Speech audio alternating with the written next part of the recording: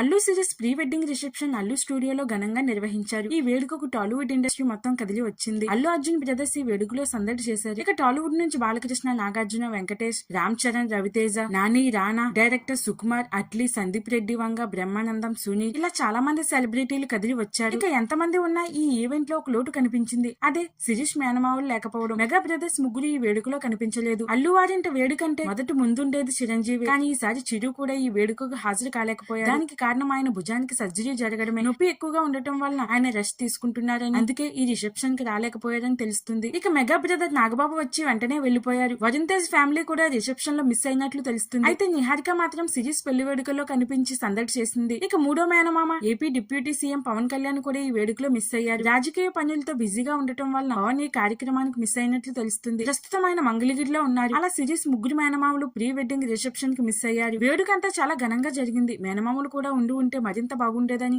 Allu fans comment చేస్తున్నారు. మరి పెళ్లికైన మేనమామలు attend అవుతారా లేదా అని చూడాలి.